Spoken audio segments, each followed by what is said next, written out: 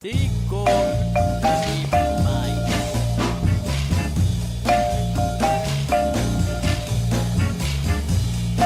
Aê, gente! Sejam bem-vindos ao nosso Tricô de Paz. Esse é o que é o nosso episódio piloto do nosso podcast, que a gente vai estar falando sobre paternidade, sobre as nossas experiências. Eu sou Thiago Queiroz, eu tenho, meu trabalho é pai, sou pai de dois, do Dante, do Gael, e tenho um blog chamado Paizinho Vírgula. Aqui é Victor Urives, eu tenho uma linda filha chamada Eva e paternidade é supimpa. Você trabalha com o quê? Com ouro? Eu trabalho... Não, quase isso. Eu sou mendigo. Fico mendigando ouro. Então tá bom. No LOL? Mais ou menos essa linha. Olá, meu nome é Thiago, sou pai de um menino de 1 ano e meio, chamado Noah, que a gente apelidou ele aqui em casa de mini treta, né, Vitor? Mas é criança linda. Qual é a ideia disso daqui? Isso aqui é um piloto e a gente vai tentar gravar um podcast curtinho, uns 20 minutos mais ou menos, talvez, se a gente conseguir. E a ideia é a gente tentar ver se esse podcast funciona, se vocês que estão ouvindo agora aí pela primeira vez, quer dizer, é a primeira vez, né? Tem que ser a primeira vez, eles nunca vão ter ouvido a gente. Vitor futuro. No futuro, então se a pessoa pode ter ouvido 2 vezes já, né, o podcast, pra ter certeza que ele é bom. Bom, esse aqui é um episódio piloto, então a gente vai estar aqui conversando sobre as nossas paternidades, sobre o que a gente vive, vai ser mais um bate-papo das tretas da vida. Quase informal. Quase informal. Só não seria mais informal se a gente não estivesse bebendo uma cerveja, né? E de cueca. Não, cara, por quê? Olha só, Vitor, a gente tá gravando no mesmo lugar, você percebe que está dizendo que nós estamos juntos no mesmo cômodo de cueca. Gente, uma piada, desculpa. Camisa, café pra Não, caralho. sim, eu não tenho problema nenhum estar de cueca no mesmo cômodo que você, mas pode ser que tenha gente que se ofenda. Desculpa. Eu, por exemplo, que eu tô tendo agora uma imagem mental de vocês dois de cueca juntos. E ele tá ofendido porque a gente não chamou ele. É verdade. Agora faz sentido. Bom, assim, queria também falar que se vocês gostarem, que vocês estiverem pensando sobre esse podcast, se ele deve seguir adiante ou não, se ele deve ficar quieto, se a gente deve se calar, não fale isso, dê apoio pra gente. Fale aí, comente aí, diga o que você tá achando e vamos ver se esse negócio vai pra frente. E pergunta sobre coisas que você gostaria que pais respondessem. A arte que você tá vendo aí desse podcast tá sendo feita pelo pessoal lindo do Pipipum, então é uma ilustração muito bacana, queria agradecer muito a eles por terem feito isso. E é isso. Quem puder dar uma passada lá na página dele do Facebook, é muito legal, tem muito conteúdo maneiro. Ok. Vitor, qual é o próximo tópico da agenda? Como nascem os pais? Da onde surgem? Como se alimentam? E como se acasalam? Pais se acasalam? Pode. Era bem intenção. Na verdade, Não, eles se acasalam antes de ser pais, né? Depois de ser pais é que é mais difícil, né? Tipo, isso é uma falácia, essa coisa, não existe mais. É como se fosse como é que é? É o anticoncepcional natural, é ter filhos. Você não precisa mais se preocupar com isso. Como é que nascem os pais? Nascem quando eles pegam seus filhos no colo pela primeira vez. Por quê? Porque tem muito pai que não foi dessa forma papai e mamãe, certo? Boa. Tem pai que tem 2 pais. Tem filho, tem 2 pais, certo? Então eles não passaram, alguns deles não passaram por essa parte do mamãe. Da sementinha. Então, eles adotaram alguém, eles fizeram um processo de inseminação com uma amiga, com uma conhecida, com uma barriga de aluguel, sei lá. Então, nesses casos, pra gente abraçar talvez todos os pais, no geral, acho que o pai nasce quando ele pega o seu filho no colo pela primeira vez. Mas tá aí uma pergunta interessante, cara. Eu já vi vários pais falando de momentos diferentes, tipo quando a ficha caiu. A ficha cai. Uhum. E acho que isso pode ser legal da gente falar agora. Por exemplo, no meu caso, a ficha só caiu mesmo, e foi bem parecido com o que você falou, tipo, quando o Dante nasceu lá na piscina, lá em casa. Quem não sabe, o Dante é meu filho mais velho, tem 3 anos, e ele nasceu em casa. E não, a gente não é maluco, mas ele nasceu, e assim que ele nasceu, eu peguei ele no colo pela primeira vez, assim, tipo, foi aquela parada de, desmanchar em lágrimas e, tipo, sentir aquele peso, assim, tipo, caraca, é real, não é zoeira, eu sou pai mesmo. No meu caso foi mais ou menos a mesma coisa, mas assim, acho que na real foi quando, porque meu filho também, vamos falar, né, gente, os 4 bebês desse podcast, né, os filhos dos 3 podcasters aqui, todos eles nasceram em casa, tá, gente? É verdade, cara, olha nós só. Nós não temos nenhum louco aqui, nem pessoa extremamente naturista, machista ou nada do gênero, a gente só achou que era a melhor opção para as nossas mulheres e nossos filhos. Junto, lógico, com elas. A gente decidiu isso, a gente decidiu sozinho. Na real, basicamente quem decidiu isso foi elas. Nós apoiamos.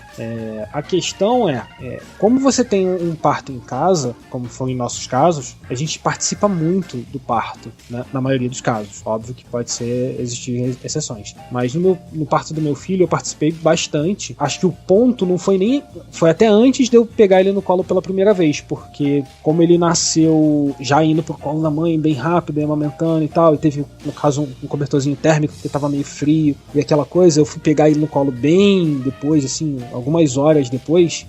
A real mesmo, eu tive o primeiro baque quando a minha mulher tava ainda dentro da piscina, que ela virou de 4, né, pra ajudar na hora do meu filho sair, e ela deu aquele berro, sabe, qual é aquele último grande esforço pro meu filho poder sair, e aí ele saiu, eu falei, caraca, tinha uma criança ali dentro, maluco, putz, tinha mesmo um bicho ali dentro, Jesus. Era Jesus? Não sei. Vamos esperar até os 33 anos. Mas esse é um ponto maneiro também, em relação a não só como nasce em paz, mas sim como nasce a paternidade. Eu já tive a sensação, né, de ser pai já antes mesmo da Eva ter nascido. Tanto que quando ela nasceu, eu não cheguei a me emocionar nesse ponto. Na verdade, eu senti, caraca, foda, eu sou pai. Eu lembro perfeitamente e detalhadamente, foi na primeira ultrassom que a gente fez, que ela era um embriãozinho ainda, e o médico, esqueci o nome dele, whatever, ele botou a ultrassom bem exatamente em cima, e eu comecei a escutar o batimento cardíaco. Naquele momento pra mim foi extremamente emocionante, inclusive eu chorei e tudo mais, e eu achei muito, foi uma felicidade muito grande. Eu fui saltitando do trabalho de novo naquele dia. E desse dia em diante, minha cabeça já deu um estalo assim, mudando drasticamente. Mesmo estando muito longe de ser realmente um pai, eu já me sentia um pai naquele momento. E quando a Eva veio, porra, foi muita felicidade. Eu pude pegar ela no primeiro dia, pude ver, pude abraçar, mas era uma continuação, na verdade. Eu na época do Dante também, eu fui, em todas, se eu não me engano, eu fui em todas as ultras, e era muito legal participar e ver aquela mancha, né, e, tentar identificar o que é aquilo, se aquilo é um ET, ou se é um ser humano, mas é engraçado, ainda assim era muito abstrato pra mim, e eu tenho uma parada, assim, não sei como é que era com vocês, mas sabe esse negócio que os pais ficam, pega e tocam badauê pra barriga, né, canta pro filho, conta história pra... Meu irmão, eu não conseguia, tinha um bloqueio, eu não conseguia, eu ficava eu e a Anne, assim, olhando pra barriga dela, eu ficava assim, cara, então, e aí? É uma barriga. Aí a gente ficava olhando um pro outro assim, meio rindo, assim, acho que não vai dar pra ficar contando história com uma barriga não, entendeu? Não, mas no meu caso eu também nunca tive essa grande conexão com a barriga. Nunca tive isso, colocar música pra o bebê, nunca tive muito disso. Saiu, aí mudou tudo. Pois é, pra mim também foi bem assim. Eu até cheguei algumas vezes falar um pouquinho, cantar um pouquinho, conversar com a Eva na barriga ainda. Foi menos do que eu gostaria, mas a Renata também fala, não, conversa com a filha e tudo mais. Eu particularmente até gostava de fazer isso. Só não fazia tantas vezes devido ao trabalho, chegar tarde e tudo mais. A Renata também estava cansada e não conseguia. Mas eu cheguei a fazer várias vezes, bater um papo, altos papos filosóficos com minha filha na barriga ainda. E tu sentiu alguma diferença? Porque tem gente que fala que, né, o pai que fala muito assim na barriga e tal, o bebezinho meio que reconhece isso, fica quando começa a ouvir a voz do pai, dá uma acalmada e tal. Eu não lembro disso ter acontecido comigo. É lenda, sinceramente eu acho que é lenda. Nunca reparei nada disso. Também não farei tantas vezes quanto talvez a lenda... Fosse necessário. Fosse necessário. Essa lenda, né?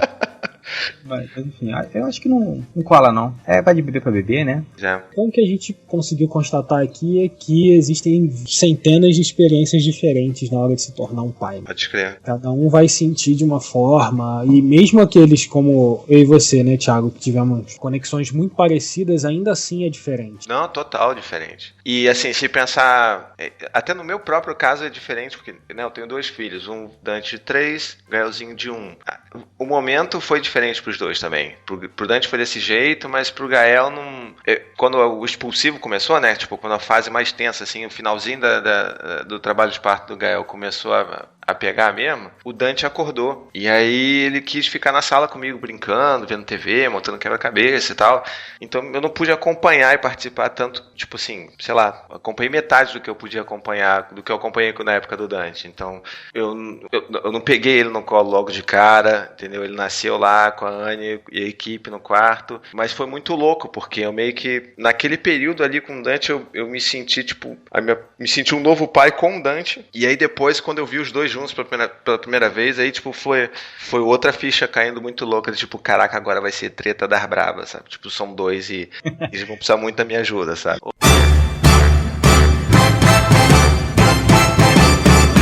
Agora a gente vai entrar no tópico do pais que ajudam, que é essa lenda que existe de que qualquer coisa que o pai faz em casa, ele está ajudando a esposa e a filha a ter um bom convívio e todo mundo ser feliz. E as pessoas não estão vendo, né? Mas a gente tá aqui, tipo, fazendo aspinhas com as mãos, assim, né?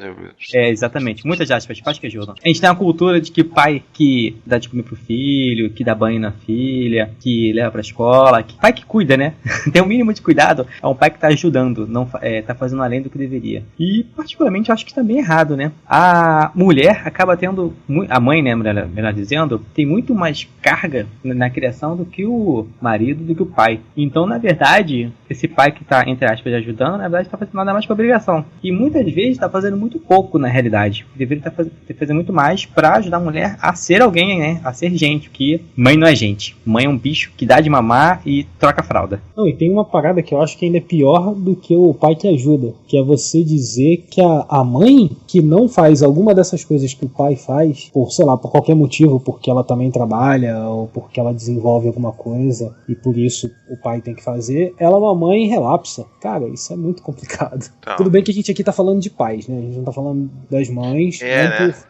não por nada, né? A gente não porque a gente não quer falar de mães, mas é porque a gente tá falando de experiências nossas como pais. São coisas que acabam estando muito correlatas, né? Você colocar, dar parabéns pro pai quando ele faz qualquer coisa e ignorar, né, todo o esforço que a mãe tem, porque ela faz tudo que o pai faz 10 mil vezes mais. Então, tem uma parada muito esquisita, né, na paternidade, que ela é muito subestimada, né? Eu acho que essa é uma parada, eu acho que... E é meio que um ciclo, né, tipo, que se retroalimenta dentro dessa estrutura patriarcal do cara o pai que tem que trabalhar, e esse é o provedor, é o cara que bota comida na mesa, e é o cara que, tipo... E, tipo, quando faz muito, ele ajuda e, tipo, pô, aplausos pro cara. E, pô, sei lá, esse não é o exercício que eu tô fazendo hoje, que eu não quero fazer, e tipo, é muito sobre isso que a gente vai falar aqui também, né, cara, de assumir a responsabilidade, tipo, de cuidar tanto quanto a mãe cuida, né, tipo, hoje, e isso é muito doido também, porque assim, teve um caso já de um cara me entrevistando, me perguntando, tipo, as pessoas ficam muito curiosas de saber o que a gente faz, pelo menos pra mim, né, então, tipo, o cara chegava assim,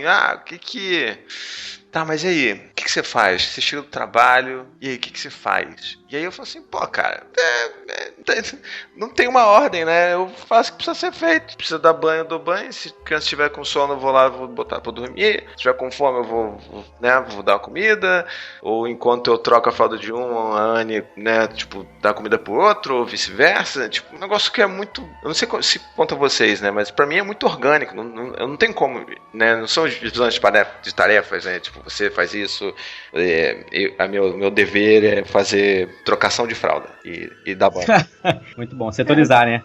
Não é muito dinâmico, então eu não tenho. E aí, tipo, você não tem uma lista, né, de afazeres, você faz o que tá lá pra ser feito, é a demanda. A demanda precisa fazer comida, dar banho e colocar pra dormir, entendeu? Vai fazer isso. Vocês demoraram pra pegar um tranco? Eu demorei muito tempo. Eu demorei muito tempo pra começar a fazer coisas que todo pai deveria fazer por ele. Ainda não, com certeza eu não faço. Eu aposto achar que faço, mas no fundo, provavelmente, né, deve estar faltando muita coisa, e a cada dia que passa eu levo mais um tranco e faço uma coisinha a mais. Total, cara, total. Mas no início, cara, eu fico vendo hoje, coitada da Renata. Eu deixava praticamente tudo na mão dela e fazia basicamente nada e achava que estava fazendo, obviamente não estava fazendo nada. E de pouquinhos eu fui percebendo, fui criando uma empatia nesse ponto, nesse quesito, né? E comecei a observar que, porra, eu era inútil. Não fazia nada, né? Aí aos pouquinhos fui vendo, entendendo e vendo a necessidade dela e percebendo que, por mais que, mesmo que eu trabalhasse 16 horas na rua todo dia, ainda assim eu tinha mais privilégio do que ela cuidando da minha filha em casa. Ou seja, não importa o tempo que eu passo na rua trabalhando, eu tenho que estar em casa. Não, total. Pô, cara, eu tinha uma parada que eu acho que ainda é pior do que isso. Você ainda foi se entendendo aos poucos. Né, no meu caso, eu fiquei desempregado logo 2 meses depois que meu filho nasceu. nasceu, quase 2 meses, né? Consequentemente, eu fiquei com ele, eu tô desempregado até então, meu filho tem 1 ano e meio, então eu estive junto com a mãe dele durante quase todo o período de licença maternidade dela, e eu sempre estive bem presente. E cara, no começo eu fazia algumas coisas, e o pior do que fazer algumas coisas é achar que o que eu fazia era o suficiente. Eu achava que, tipo, porra, eu tô fazendo coisa pra caralho, e de repente você para e fala, caralho, não tô fazendo bosta nenhuma, eu tô fazendo 2, 3 coisas aqui e tô reclamando porque eu tô fazendo 2, 3 paradas, sabe? Aí de repente você se coloca no lugar da mulher e você vê, caralho, se eu tivesse fazendo tudo que ela tá fazendo, eu já tava morto já. Já tinha pedido arrego. Nossa, total, cara. Essa construção comigo é muito visível.